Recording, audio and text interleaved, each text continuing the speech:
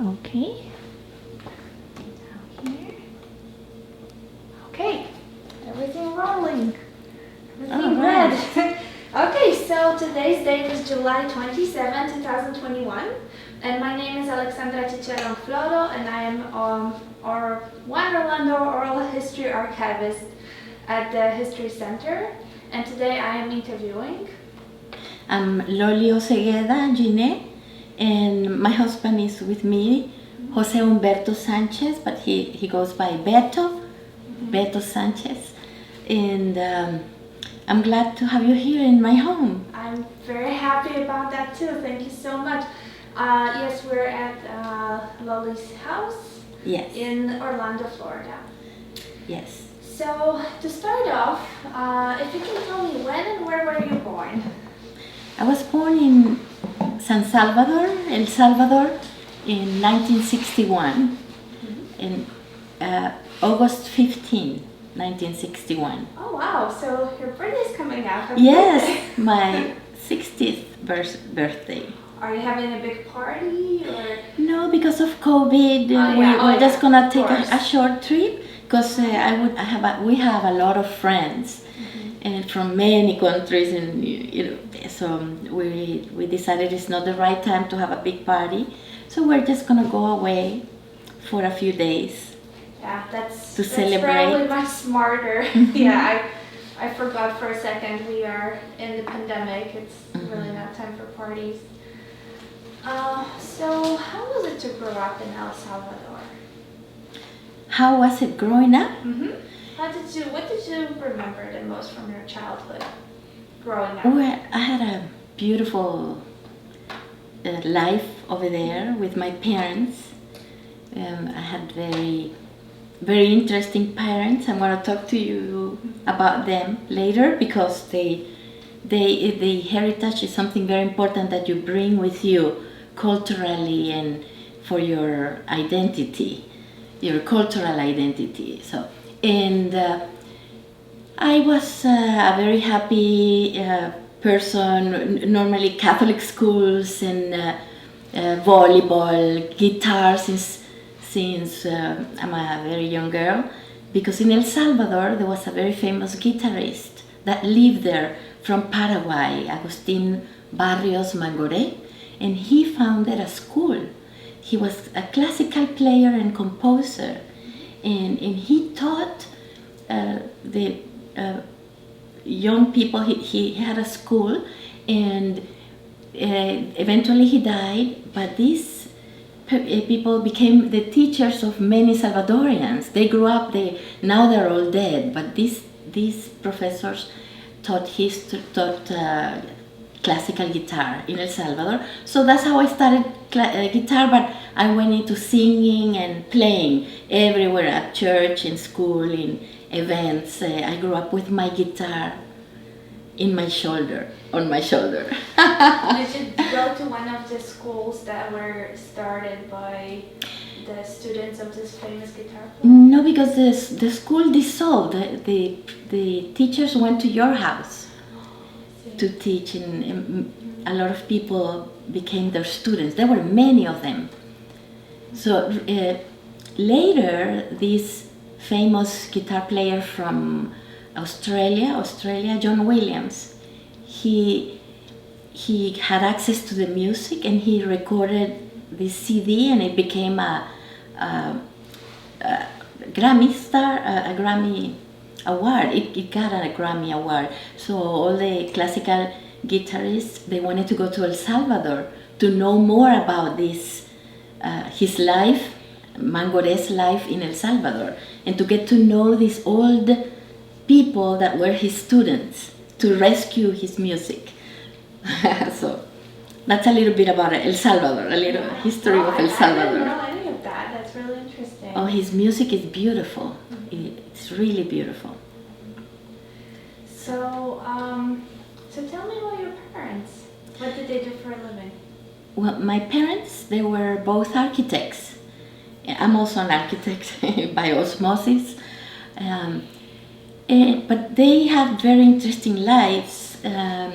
my mother, she was from Spain originally, a Catalonian, from Catalonia, and she was 2 years old, and when she came with his grandparents to Chile, and I'm going to show you something here, because there's a famous book by Isabel Allende. It's called Largo Pétalo de Mar, Long Petal on the Ocean, because this poet, Pablo Neruda, he helped more than 2,000 refugees from the civil war in Spain. So these people were in concentration camps at the end of the civil war in Spain, in France, and they were going to be returned to Spain, and they would have been killed. These were the people that fought for the Republic. So my father and his wife and my grandparents and my mother, 2 years old, they crossed the Pyrenees, the border, and then they were able to escape right before the Second World War was coming to Europe in 1939. They were able to come in this ship called the Winnipeg. It was a cargo ship, but the country of Chile, they gathered funds, especially Neruda. He collected funds, and they were able to bring these people to Valparaíso, Chile. And that's where my mother grew up, in Chile, and she studied architecture. And then my father came to study architecture to Chile, so they were in the same class, and they got married. And then they came back to El Salvador, and they lived there, and they worked as architects. And so that's on my mother's side. But on my father's side, my father, he was really, he was very artistic, but he didn't know it yet. He was sent to Mexico to study medicine. You know, the grandmother, they wanted him to be a doctor. They wanted a doctor in the family. So he was sent to Mexico, but he didn't like it. And all he did was he wrote at nights. He wrote and wrote. He was 19 years old, but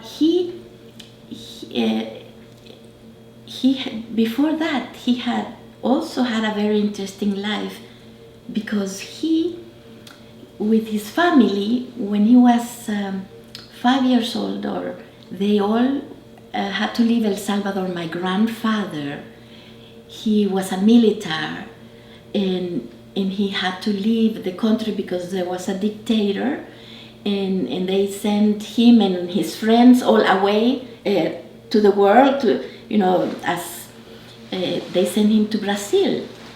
And my grandfather, with 6 kids, and his wife, my grandmother, they moved to Rio de Janeiro, and also in this city, Petrópolis, next to Rio de Janeiro. And over there, they became best friends with this poet, Gabriela Mistral, the Chilean poet.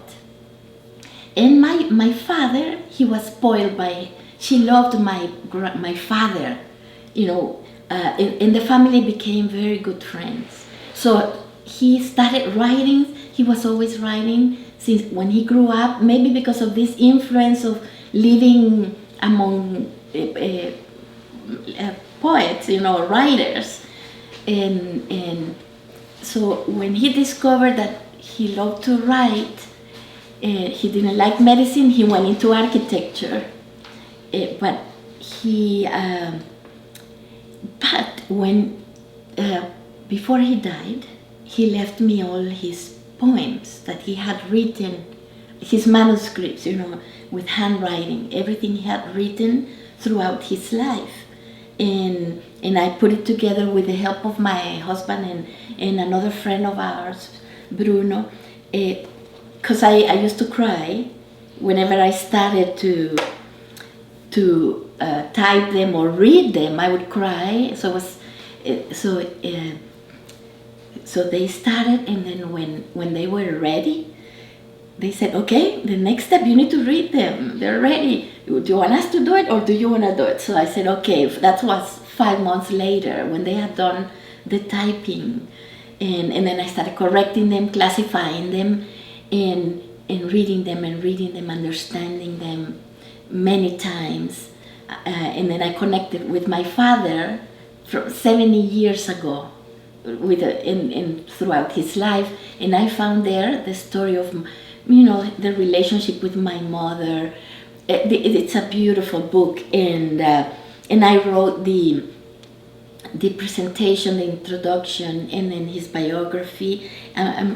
They did 2 tests, but it's in a university in El Salvador, but finally they helped me work on it. But I'm going to be publishing it in Amazon, in the KNP, or this is the design of the latest one, but it's just ready right now, and I hope the presentation can be on September. So that's about my father. But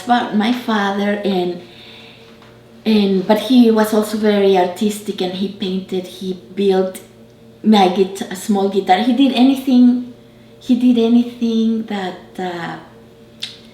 he could.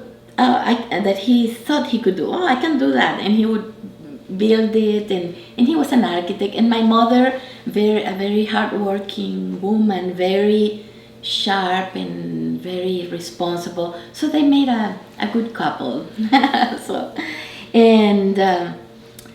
So that's how I became an architect, and I studied in Texas A&M University, my undergraduate, my graduate in University of Houston. I worked in Houston for a little bit, but we moved here to Florida. I worked in Miami many years. I got registered as an architect. I moved back for a while to El Salvador after the peace agreements, to rebuild and to help as much as I could. And Beto also, I didn't know him then. He also worked there, and then we moved back. I moved back here with my family, my children, who came to study here. And at that time, it was not very secure for us, so I decided to come here to the United States. This was 15 years ago.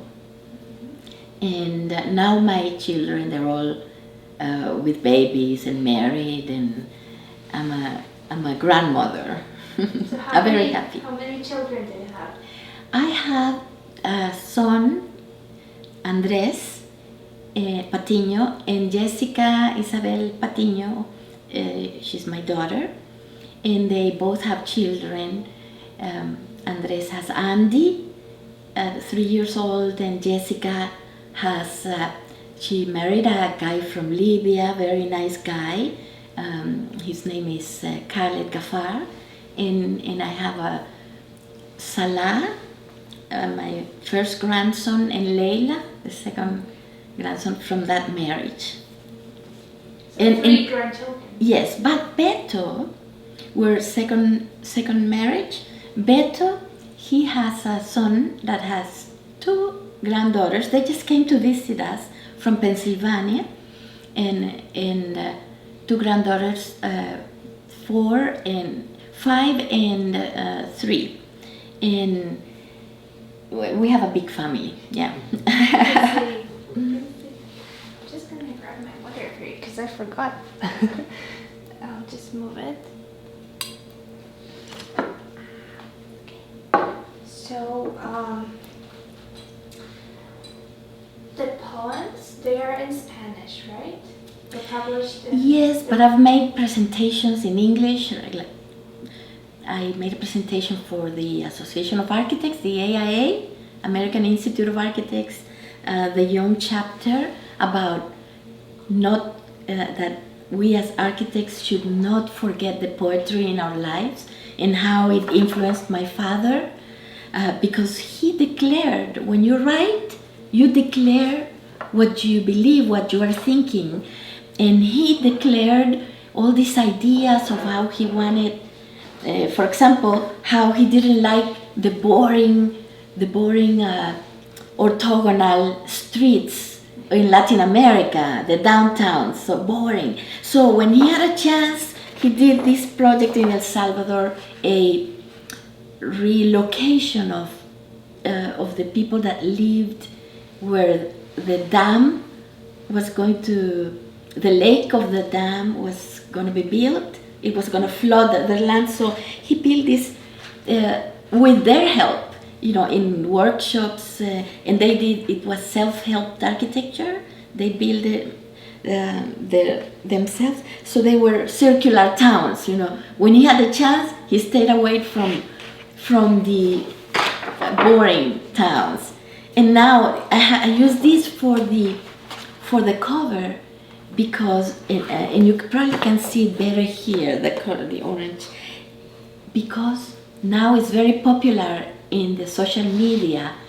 The people that grew up there, they can see from the sky in Google Earth or from pictures. They can see Google Maps. They can see that they lived in these very interesting forms. So and there are conversations, and who did that, or that's for the aliens, I don't know. So it's interesting, and I've been able to tell them, hey, my father was the manager of that project, and I remember that when I was maybe 13 years old, going with him on the field trips in the jeeps in the sort of jungle to visit the people, and when he talked to them about their new city, and all these people improved their lives. They when you participate in projects that you also vote or you make decisions as an individual and as a team, you prosper. So, and I'm able to see that many years later. That must feel really good. Yes.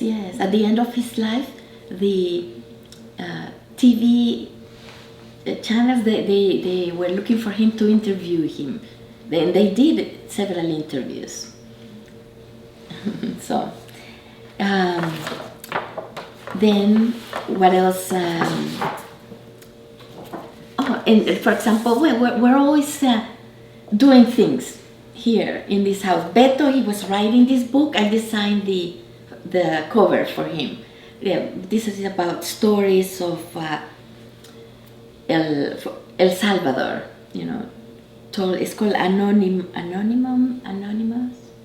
stories, short stories. So, and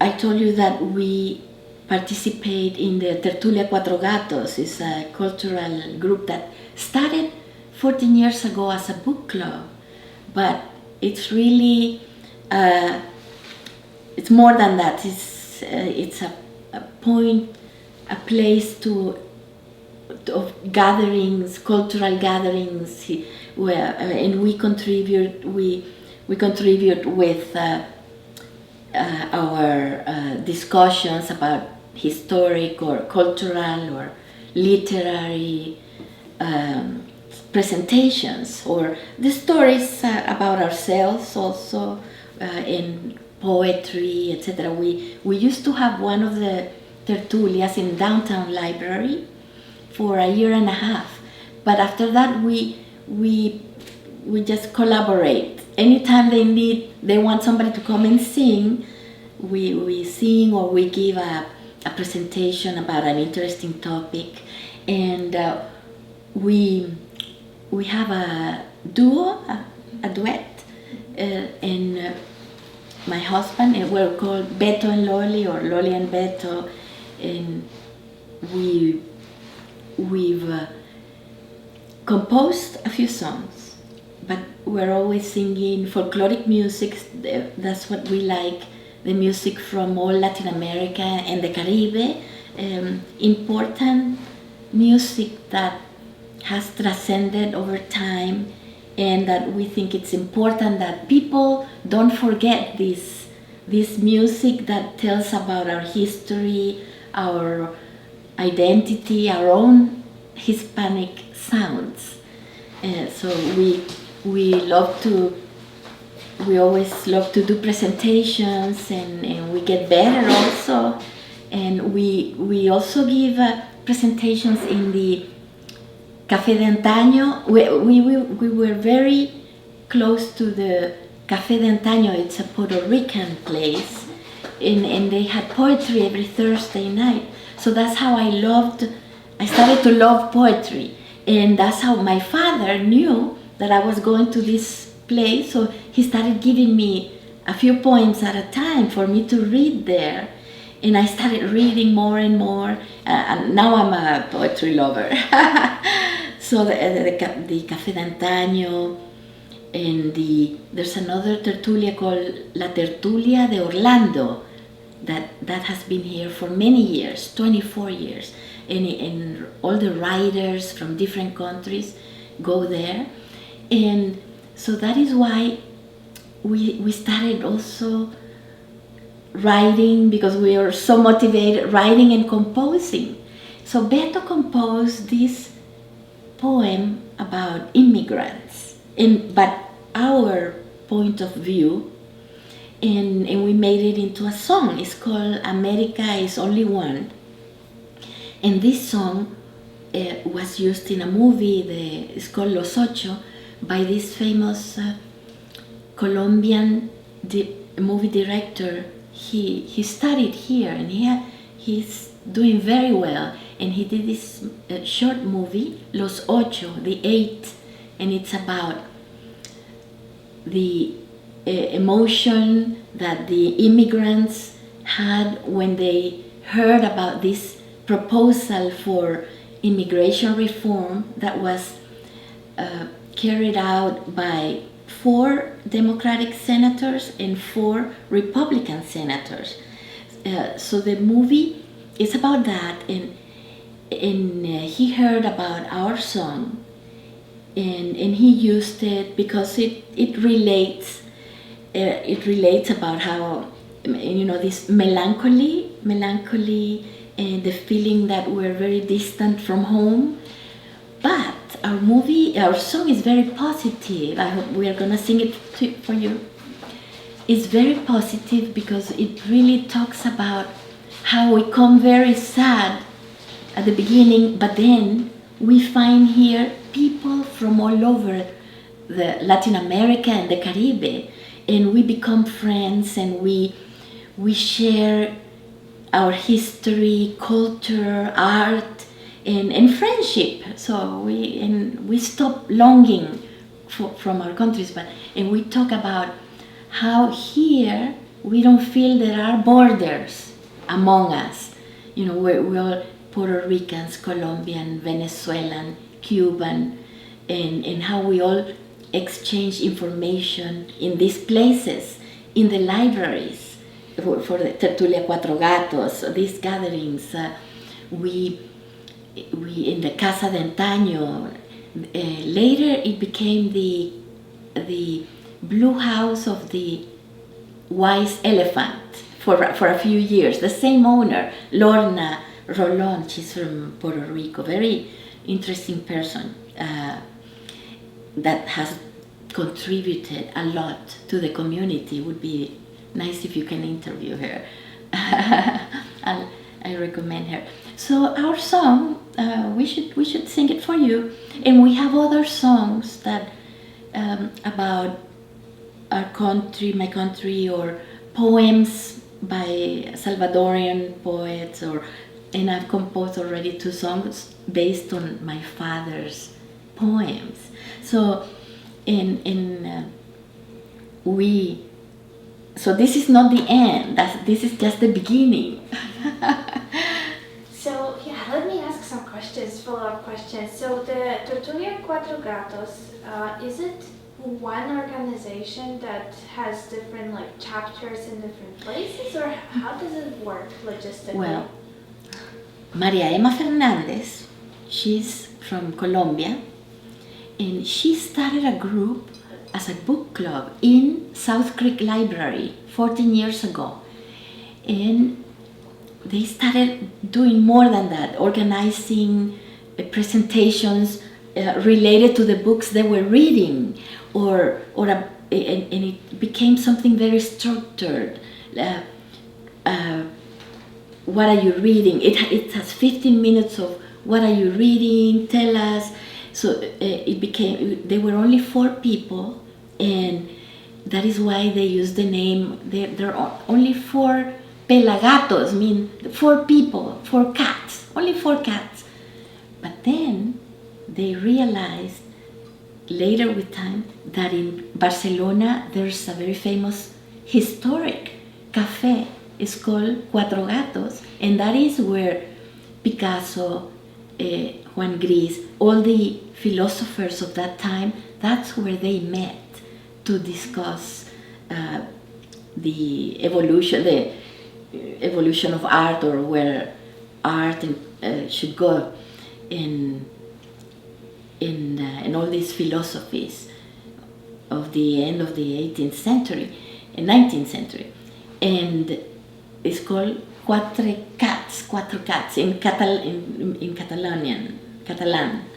And it started in that library. And I remember when a friend of mine started it in the Hofner Library. And then I started it in downtown. Then they started to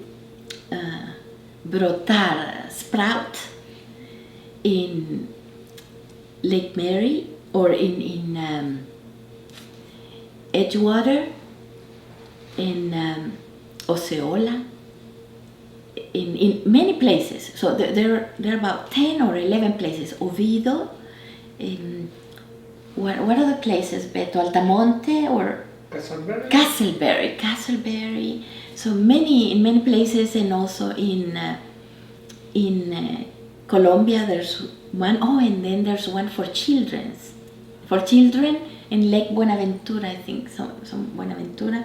And very interesting that during the pandemic we turned to Zooms and to Facebook Lives, and at the very beginning of the pandemic they asked me if I wanted to do one for El Salvador. But there are not a lot of Salvadorians here, so I contacted the people in El Salvador, the directors of museums, the award-winning poet, the theater, people the people that were excelling, and a famous painter, and they all participated, and they all recorded their message, their presentations. That was a very nice tertulia. And the good thing is that I connected again with my country. I reconnected with for example, with the organization, the Association of History of El Salvador. So we've been watching all these presentations, Facebook Lives of the history of El Salvador, very nice. So the possibilities are endless now. And this artist, he's the head of the dance organizations, folkloric and modern and ballet, very famous guy. His name is Mauricio. He was interested in opening one Tertulia Cuatro Gatos in El Salvador. And he wanted it just like the one here. So this tertulia, Maria Emma is the one that founded it, and she's a great leader that promotes everybody in the people that do crafts, painters, writers, people in theater, in poets. What other art singers, musicians. He promotes them all in you know how much, have you heard of Tertulia Cuatro Gatos? Few months ago when we started working with Beatriz, and then I learned about the Beatriz, group. yes. Every year we celebrate the anniversary in the library, or we've done it in the City Hall, or in Orlando City Hall, or in the county City Hall, in different places. The group also organizes one event called Arte Bajo la Sombrilla, Art Under the Umbrella. And they started to do workshops painting umbrellas. Every year they were more and more beautiful, and they put the umbrellas outside in the library, outside of the library, and they have become large festivals. And beautiful umbrellas with different styles and motifs, very, very nice. So this group has really made a difference in the Hispanic culture here. But I think the most important is that we should feel proud of our history, our legacy, our language. And we need to learn very good English and speak it very well, but we should not forget teaching Spanish to our grandchildren, and to speak the Spanish at home, and also we need to know our literature as well, and we need to know how to write, but this group is also it's a place to find friendship. I think it's very important also to bring happiness to the community, not just art, history, and culture, but happiness. And they bring food, things to eat, and they share them. Very nice, very nice. So let me go back to El Salvador a little bit. Mm-hmm. And when did you leave for the first time to study in the United States, and why did you want to study in the United States? I left when I was 18 years old. I went to Texas. Our parents, they did everything they could to get us out of the country because there was a civil war going on. And they sent my brothers, but they also expected me to do well in life, which is something that I thank my mother and father. She was an architect. She worked as an architect, and she was a very good example for me. And so I went to Texas A&M. I had never been in the United States before. And then I had to understand the Texan accent, but I was very happy there. Then I moved to Houston, and it was very interesting as well. And then when I graduated, I moved to Florida, to Miami, and I worked there for 7 years. Projects like airport, the Miami International Airport, Dade County Courthouse, projects for the Miami-Dade, etc. 7 years. And then I went back to El Salvador, and I had my own company there. But I was also living here, coming back here. But then when things were not very secure, crime related on the streets, and my children were coming to study here, we decided to come here. So you moved back in what year? I moved back to the US. To El Salvador. To El Salvador, right after the peace was signed 1992. The peace was signed 1991, so 1992. Yeah, I lived Hurricane Andrew in Miami. Oh. How was that? Bad. My house got a tree fell over my house, and yeah, those are events that mark your life forever. They change your life, your perception of life. To suddenly come out of your house and then everything is, you don't recognize the landscape and the fence is all down, and yes. And how long did you stay in El Salvador in the 90s? In the 90s, about 13 years. And your children were born here in Miami or in El In Miami. In Miami, yes. So you brought them with you? Yes. And were they old enough to? My son, he was 15 years old, and he came to Winter Park High School, and my daughter came to University, UCF.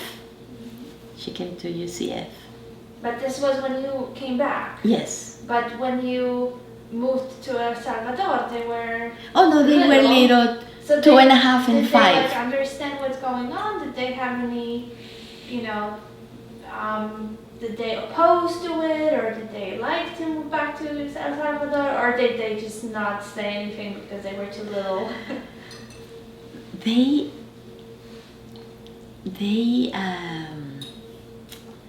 did not like the typical food of El Salvador. Which is what? Which is pupusas, beans, our typical food. The most famous food is pupusas with cheese. There are tortillas with cheese inside, or with pork and beans. They wanted to eat hamburgers, but they had a lot of friends in El Salvador. Yeah. So no, they are, but they are also very happy here. I believe that you should be happy wherever you are. So. So you moved back to Orlando. Was it like early 2000s? The end of 2006. Okay. The last November of 2006. So why did you choose Orlando to live? We chose Orlando because there were some friends here, Salvadorian friends, in Orlando.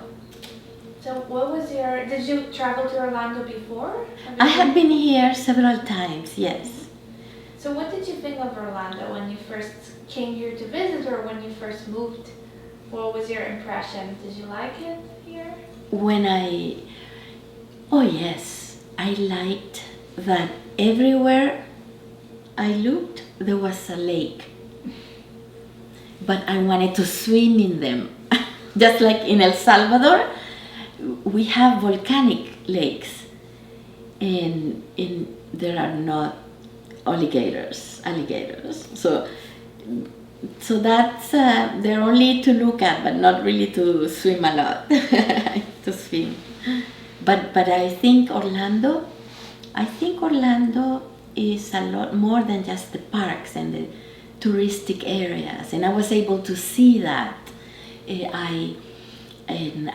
When I came, I rode my bicycle everywhere by myself. I enjoyed being able to be by myself without being afraid that something would happen to me, and I enjoyed the parks and the libraries. I thought, wow, I'm still very, I feel a lot of admiration for these public goods that we have for free. The trails, the parks, and the libraries. I used to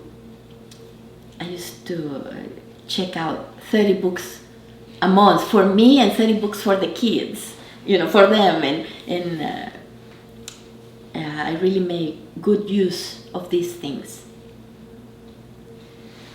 So you worked here or you still work as an architect. Yes. And you mentioned that you work on the Dr. Phillips Yes. Performance Center. So what was your role in that? And I was the project architect for the front of the house.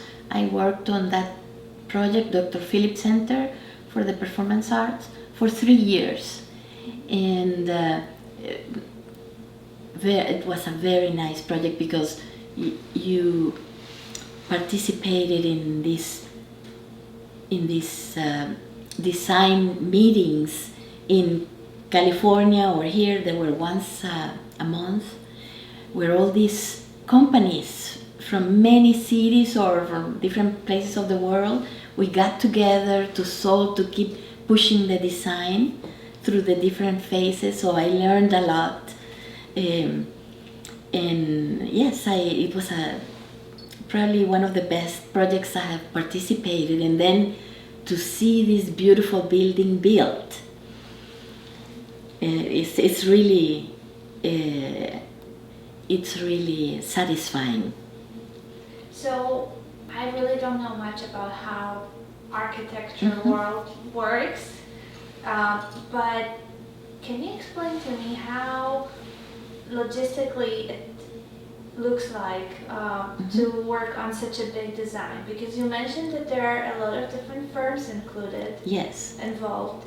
So in terms of, the idea, like the artistic expression of it, whose idea it really is, and because when I can imagine when there's so many people involved, everybody likes different things and everybody has a different vision of what would look good.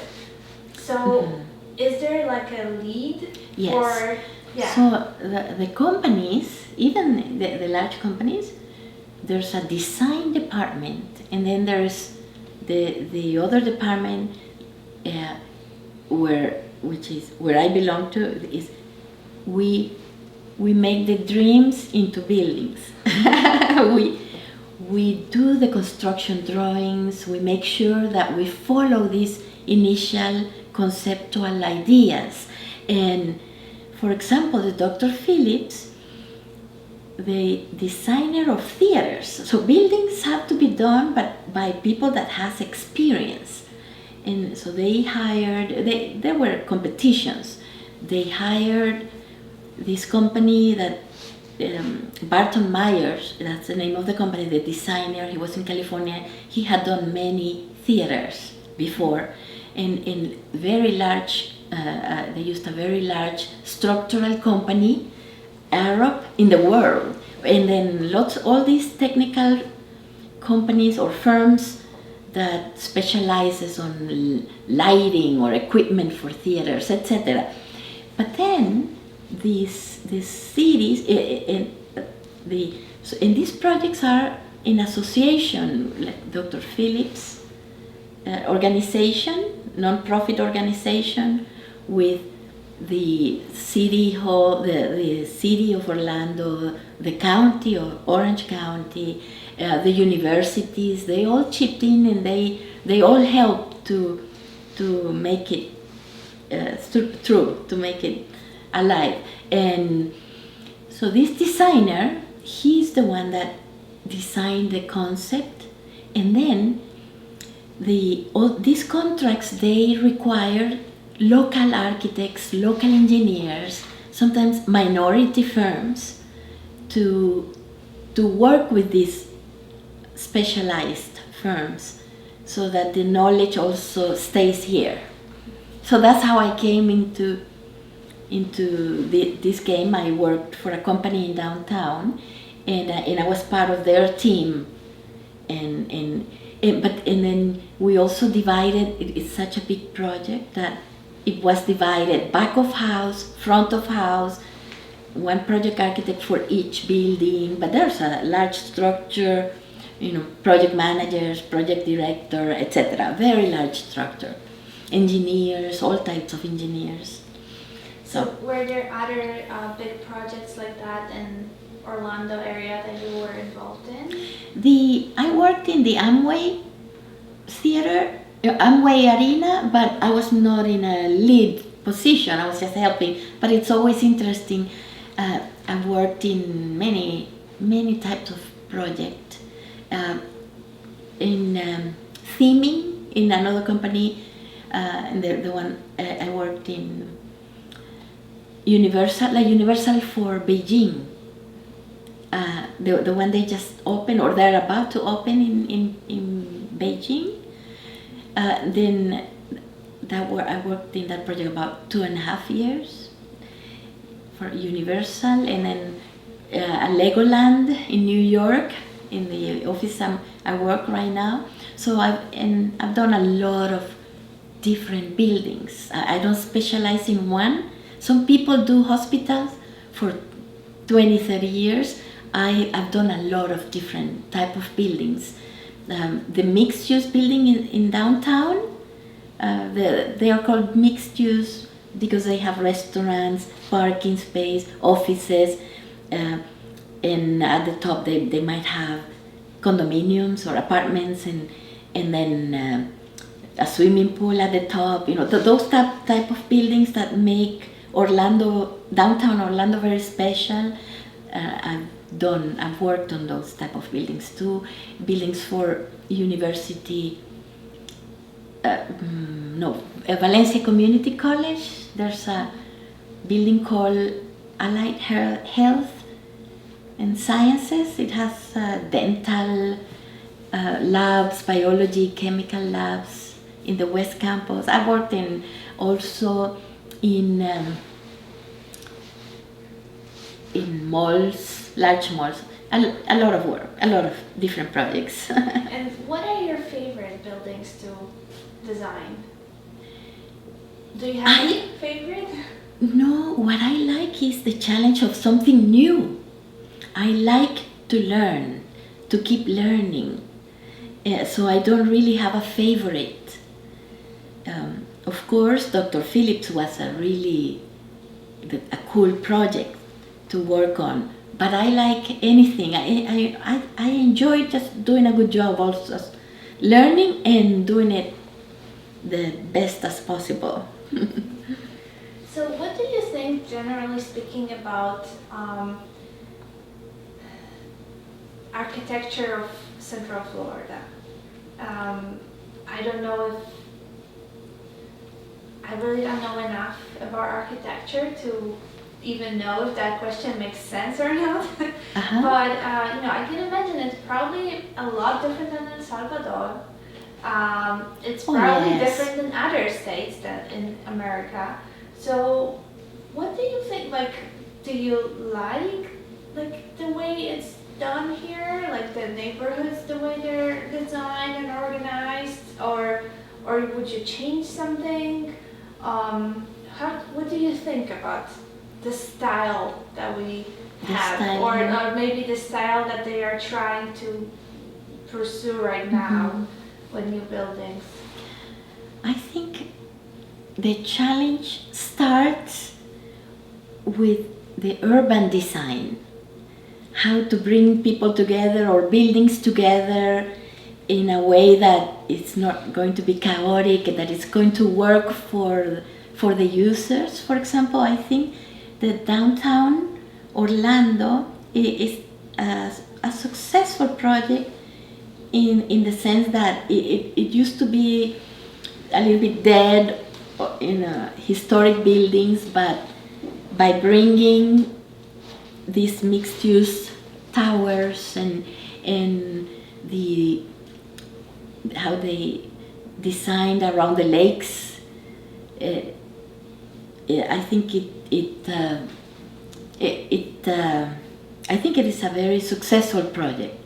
I think that I have admiration for how the officers of the cities, how they come together with the private sector of developers and how they carried out projects such as the Plaza, for example, that has movie theaters in them, and it is a place to go on the weekends.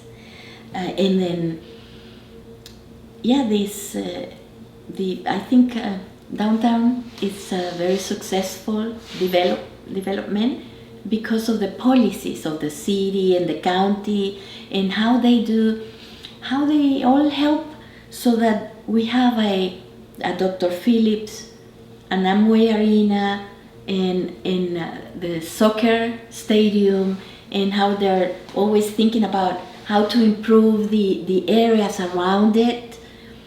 They invest in improvements on the neighborhoods. I think I like that a lot. I have learned that is a very successful strategy.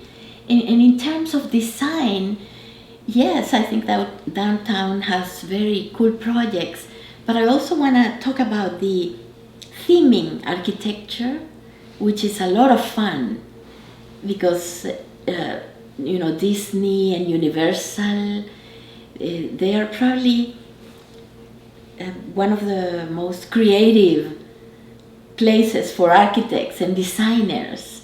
It's a lot of fun, and this anything can be built that you can dream, anything, and they are pushing for things, for designs that look like cartoons, and that must be helping the industry.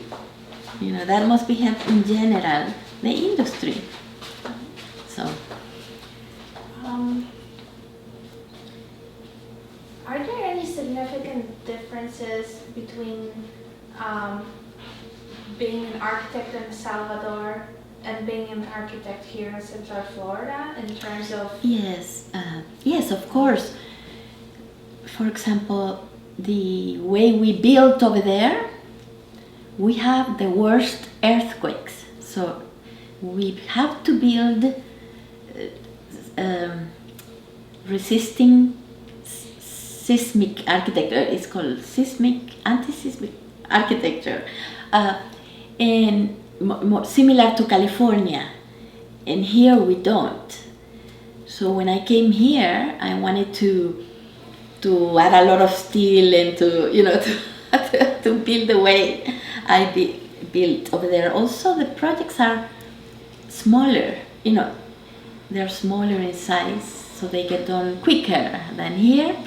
I work in companies that work in large projects. I don't really work in designing houses, residential. I work in larger projects. But yes, of course, the buildings here, they're very intelligent. They're very sophisticated mechanical, electrical, plumbing systems, telecommunications. And then we also have the building for green architecture, sustainable architecture. So that's another level that you see here is very common. But sustainability is also it has been introduced in El Salvador, I hear from my friends. But the buildings are a lot more complicated here. Over there you have to build everything from scratch. Here you use catalogs, you use manufacturers, and you specify a certain product. You're putting together a building. Is it very difficult that in Florida that there's just so much water everywhere? Or did you just get used to it after a while? It's kind of like earthquakes. You have to build for an earthquake, you have to build for water in Florida.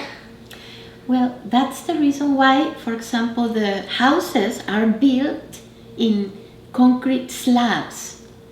Over there, we don't build like that. We build deep footings. The wall goes down into but because here the slab makes your house sort of float. And you don't have basements here because the water pushes the building up. And and when you see the foundations for these huge buildings, they go way down. And you have to extract the water when you're building. It's very interesting. You can build anywhere. You just have to adapt the technology to the requirements of that place. So, when you left in El Salvador, it was during the Civil War. Yes. And did your parents live with you, or did they stay? No, they stayed working and working hard to pay the universities here. They really made a big effort to have 4 kids out studying here at the same time, giving them all the same opportunity. We're very thankful to our parents that they could do it, but they did an effort. They got mortgage, second loans on their house, or and it was in a time when they couldn't get dollars. It was difficult. No, I studied in Texas A&M, but at the end of the month, I didn't have a cent. I was broke. But I was very conscious that of the effort that my parents were doing for us. Did they come across any trouble, political trouble during the Civil War? Because they were both architects, so that's kind of an occupation that I could see that was a high demand, and it could also possibly be, try to be, how to say it, not attacked, but taken over to one side or the other. Did they ever come across any troubles like that? Well, my father, they had a company, and they were more like developers, and they built groups of houses, and they sold them. But my father had always jobs. For example, he was the manager to build jobs for the government mostly, but as a technical person, not as a politician. But for example, he built the sugar process plant, sugar cane. How do you say where they process the sugar? Beneficio de caña, el ingenio azucarero he built one, and then they left him administering, being the manager of that, and then they gave him more other jobs because he was a good manager, other jobs, not as an architect, but because he was a good manager. So in the times of the war, everything. If you worked for the government, my father was the president of the housing, just like the HUD here. He was the president for some time of the housing department of housing, and other jobs like that. So yes, anybody that worked in the government, it was not safe, but mainly for young people. It was not safe to be there. My parents just wanted to keep us out. I have a few more questions, but I wonder if we could maybe turn the light on? Yes, but we could probably bring that one or do you want us to sing? I think maybe sing at the end, I think we should probably sing at the end, if you're okay with that. It's your interview. You can ask me. Okay. No, It still looks pretty bright. But and you don't think that I speak too softly? No. You think it's recording? Yeah. Okay. Yeah. Oh, those microphones are really good. Really good. Okay. Yeah. Let me see here. This one, Yeah, but that doesn't do a lot. So that one, if we get it closer, that's a really good one. I need it. He has one. Awesome. My cousin has one. Let me see here. Okay.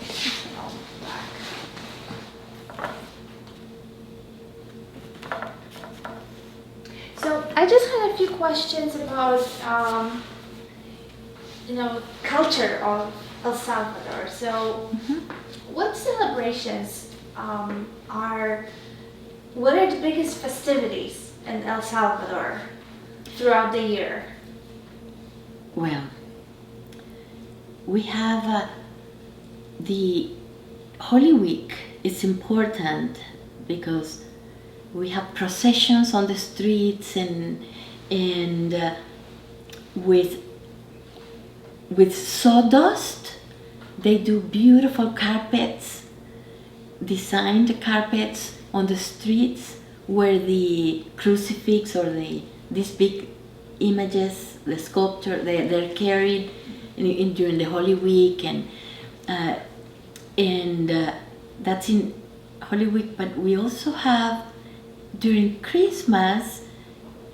It's not so cultural, but ever since I'm a little girl, the firecrackers that have started here in El Salvador, that has been, but every year in Christmas Day, Christmas night, Christmas Eve, the 24th at night, it's a big thing.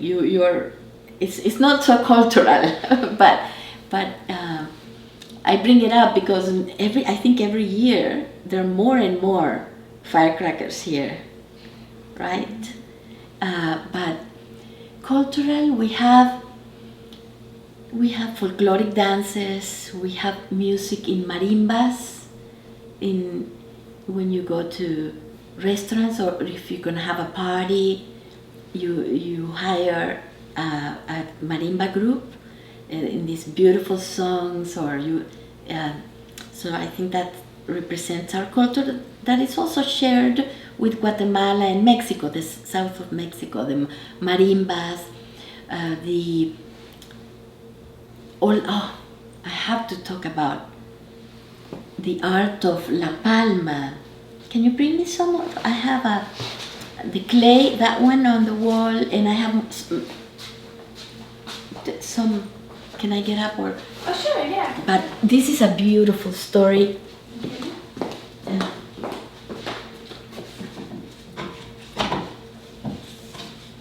Let me see, las cajitas, the little boxes, Beto, or the cross de La Palma. Let me see, hold on.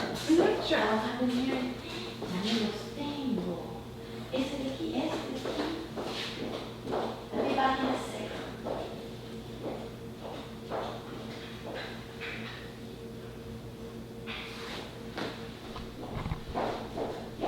So,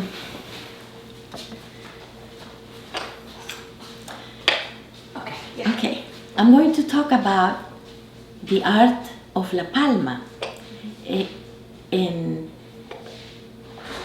There was an artist in the 1970s, his name was Fernando Yort, and he had a piece of land. His family had land in the mountain of La Palma, very cold and but poor, and he studied art abroad, and then when he came back he formed a community of friends and they lived over there, and he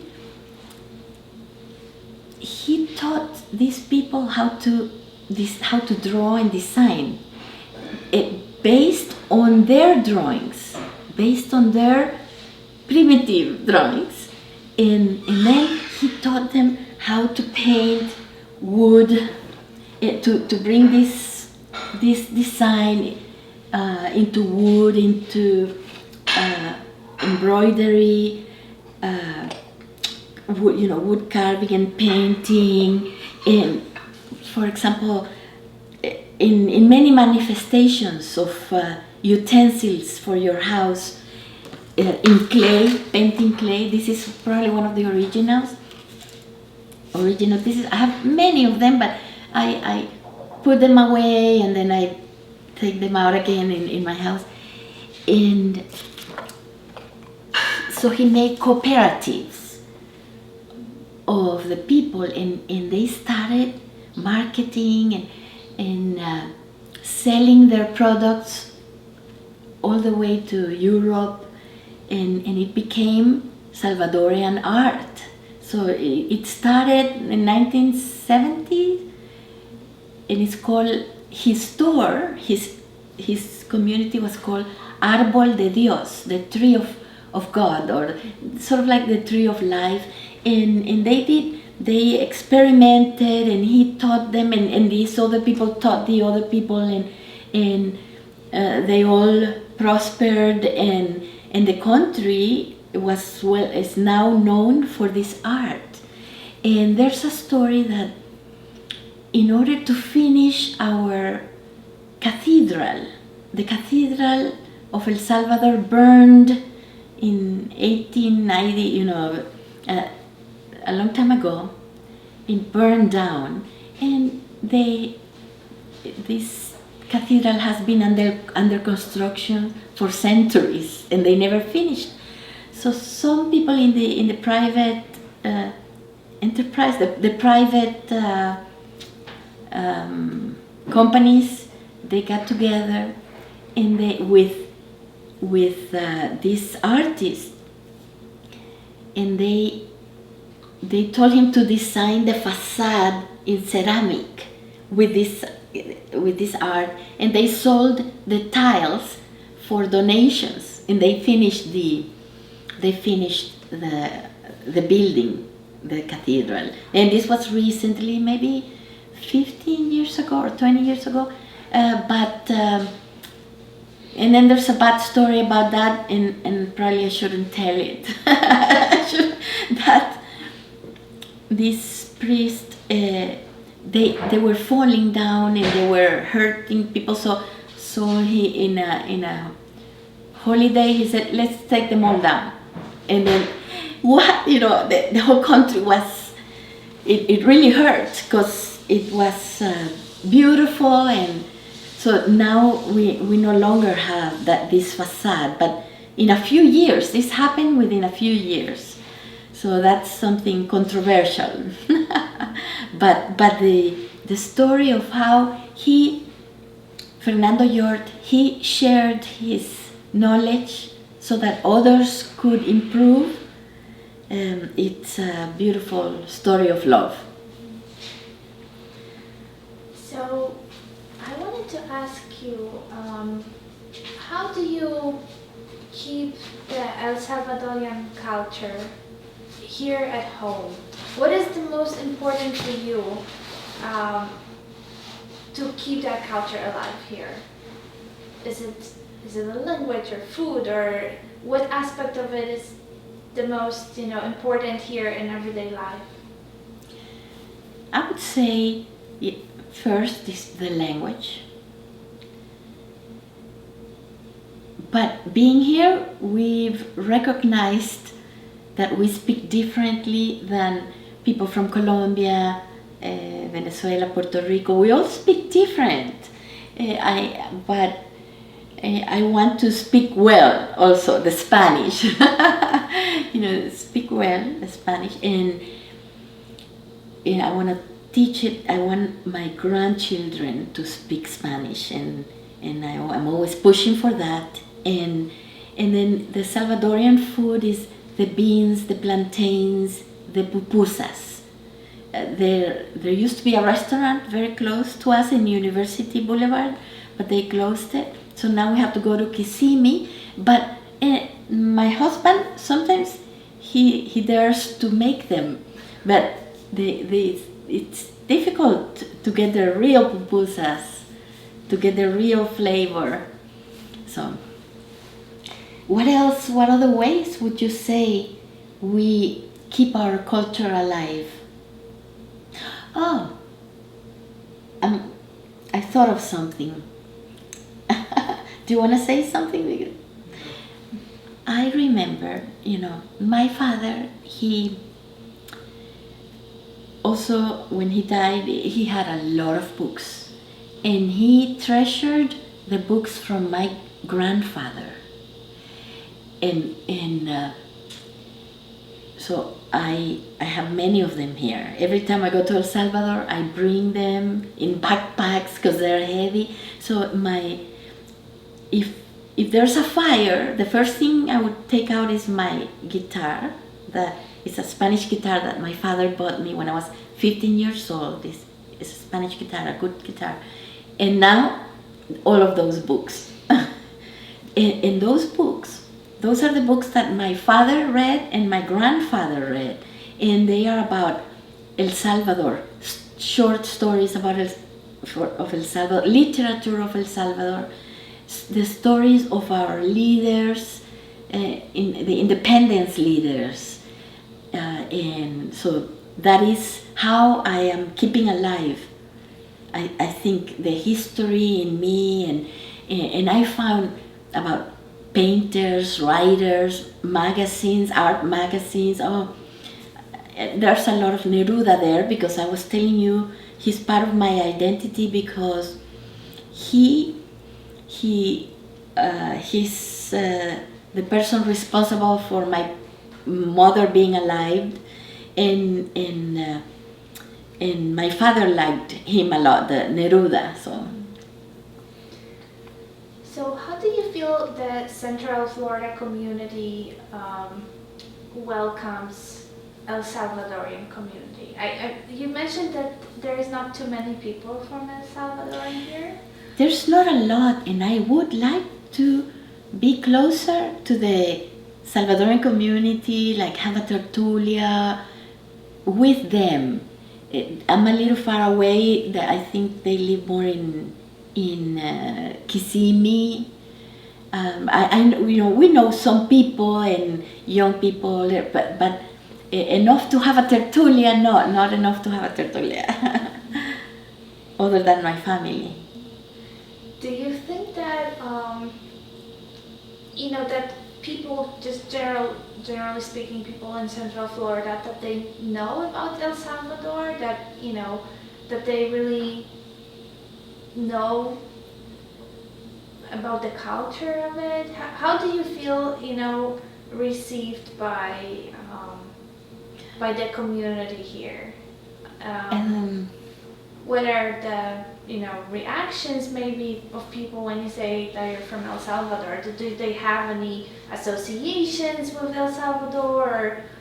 Not many people, not a lot of people knows about El Salvador, other than the surfers. Surfers know about El Salvador because we have amazing waves in our coast. Our coast is beautiful. Half of the country has black sand and hills right next to or cliffs and hills next to the ocean. And the other half is flat and more white or brown sands. And you go through tunnels in this road right next to the ocean, beautiful. And then it's 4 tunnels, underneath these mountains. Beautiful. It's a beautiful coast in El Salvador, and very close to the city, only 20-30 minutes away. So it's a very small country.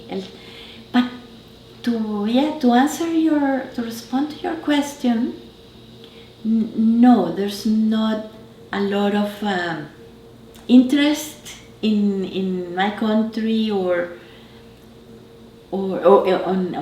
in El Salvador, or not a lot of knowledge other than the terrible problems that we have of the political problems and security, the gangs and all of these very serious problems that are in the news. But if you ask me what is beautiful about El Salvador, people of El Salvador are very hardworking people, and they have faced through the war, through the bad times that they're living now. They still work just like you do. Yeah, they from the moment somebody picks you up, a taxi picks you up in the airport, and they tell you their story. Yeah, there's a sad part, but there's this, I feel admiration for the faith of these people, that they just keep faith that there's going to be a better life, and that they have to work hard for their family, and then we also have beautiful volcanoes, beautiful mountains, volcanic lakes. It rains and the country is completely green, then it doesn't rain and it's kind of brown, and we are 6 million people in there. 3 million live abroad in the US, and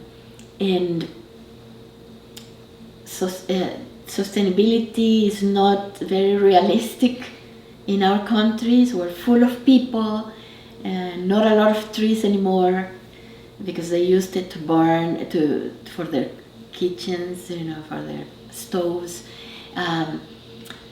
But we have earthquakes, but we're used to them. We design for them.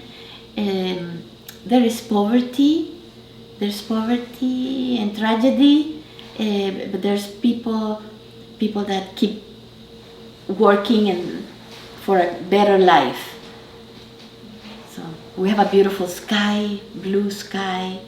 It rains hard like here, but our volcanoes are beautiful. I used to climb them. I loved climbing them, and to get this view. We have some ruins also. We have some Mayans, but our Indians were mostly pipiles. They were related to the Aztecs, like ancestors of the Aztecs, and the country was developing in the 400 after Christ, but this volcano exploded and it covered with ashes. The country is one of the 3 largest explosions in the world. The El Volcán de Ilopango. Now there's a lake there, but this explosion, that was a sudden explosion. The ashes went all over the world. It's one of the largest explosions in the world. So the civilization stopped. The Indians, they moved to other countries like Honduras or Guatemala, and that is where the ruins of Copan developed, or Tikal, and in Guatemala. So we have some archaeology, we have literature, we have amazing painters. You're asking me now about culture, and I'm remembering there's a museum called Museum Forma that is also another story of love. It's this artist, this painter. She started a collection, asking all their his friends, the painters, exchanging paintings, and she thought that the people should, everybody, not only people that can pay for a museum, everybody should see this art. And she started a gallery, a museum, and it's a beautiful museum with beautiful paintings from the best painters. That is apart from from other museums. There are other museums, but this one is very special. And I had the vice president in the board talking to us, to the tertulias. She discussed how they work, and And then we have an archaeology museum, the anthropology museum, very nice museum. And I think Legorreta, a very famous architect, designed the museum. No. Well, but it's the style of the style is very similar to the style of a famous Mexican architect. And we have a shopping mall. In terms of architecture, we have a shopping mall that has a historic house. And they couldn't demolish it, so they say that they excavated all around this huge house, historic, beautiful house. They excavated, they built a parking lot, and they built the entire mall with this house in the center. That is a very significant project in El Salvador. What is in the house now? They use it for events or some stores in the second floor or the first floor, but the grand staircase it's open. You can go inside there. So that's a very nice project, architectural project in El Salvador. Really interesting. And what else? What else can I talk to you about? So I have one last question before we move on to the Singing? song. Unless there is something else that you wanted to tell me that I didn't ask about. Is there anything else that we didn't talk about? No, that's fine. Tell me your question. Yeah, the last question we always ask it at the end because we're gonna have those recordings stored for hopefully forever in our collection.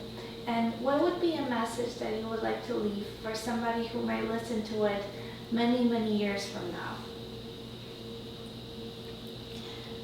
Wow.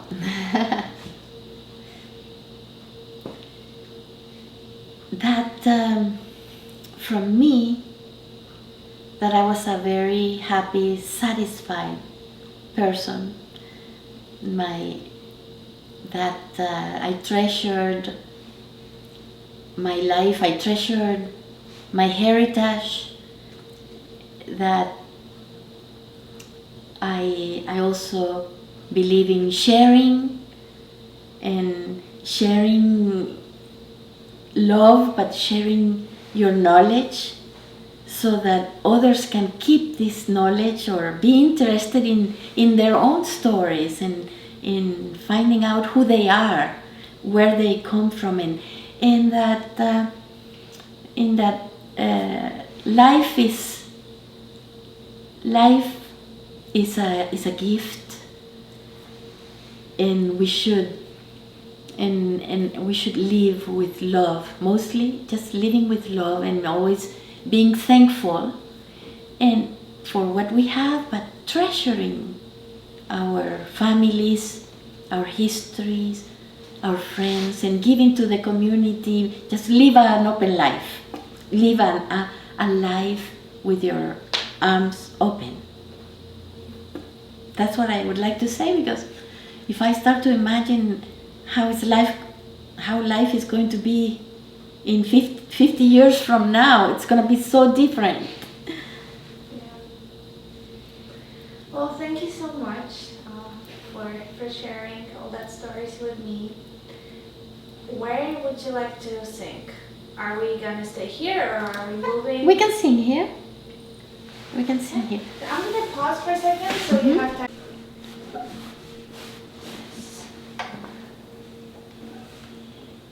Okay, yes. So this song is América es una sola. América is only one, is one. Is the one that was used in the movie, and it's about how we stop being sad when we come here, because we find out this place is full of people from all over Latin America and the Caribbean, and we don't feel that there are borders between us. and it's a very happy song at the end, you know.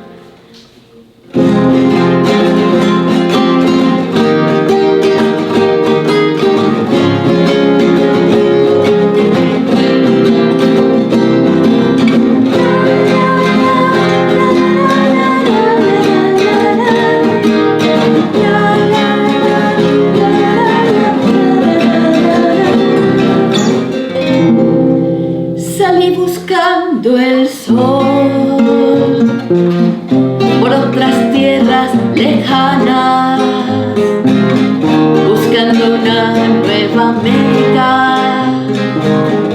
con un nudo en la garganta.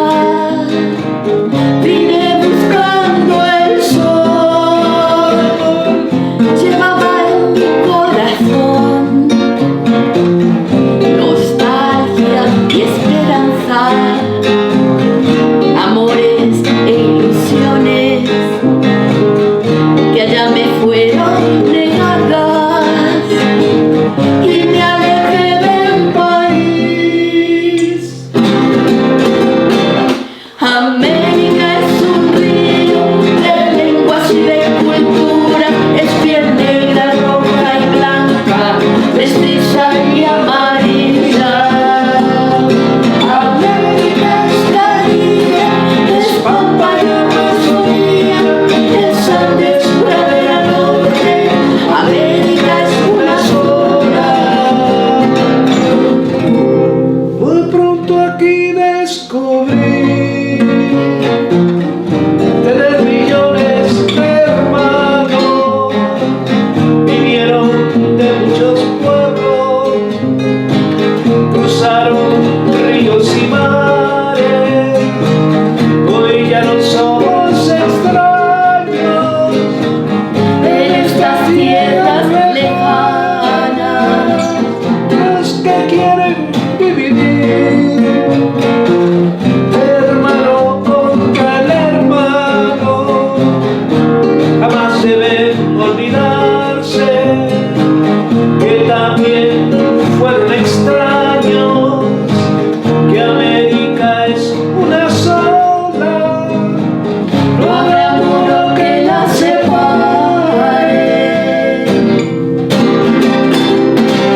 Hoy ya no somos extraños en estas tierras lejanas.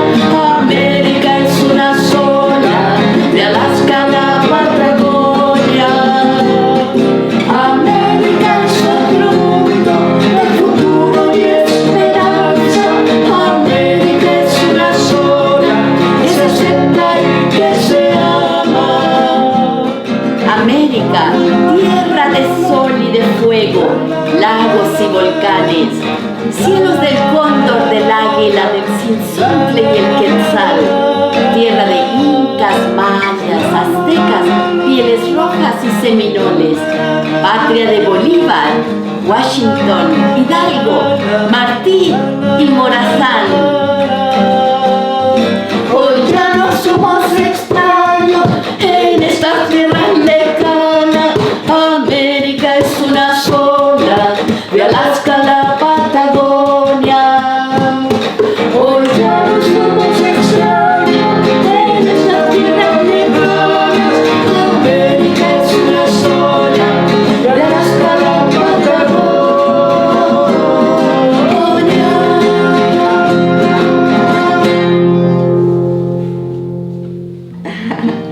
So this one is América es una sola, but we can also sing, Beto, the song from El Salvador. Yes. There's a song, it's a beautiful song. It's Capo 2, right? Capo 2. This song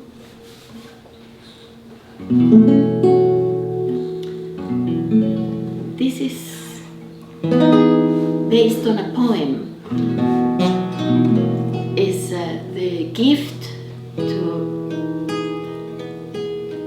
to a boy, to a child, the gift of peace. It's very sweet. It's sort of like a lullaby, but it's very serious. You know, a word without words. And I will send you the words the lyrics in English.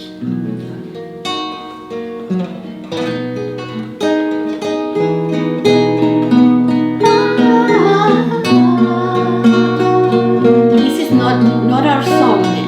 We didn't write it, we just interpret it, we sing it.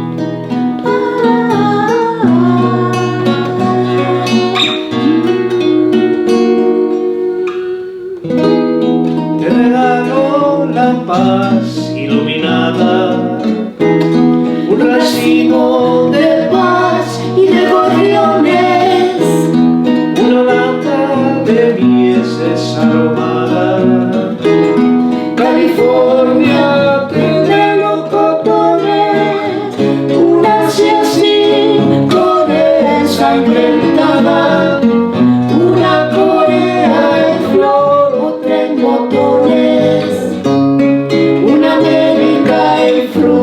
sazonada y un mundo con azúcar de melones.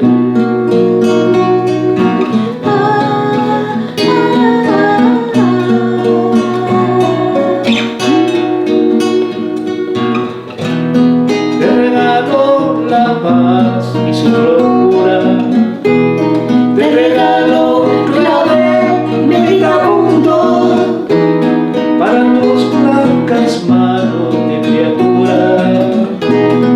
en un mundo que tiembla estremecido. Hoy te dejo la paz sobre tu mundo, debido por la muerte sorprendido.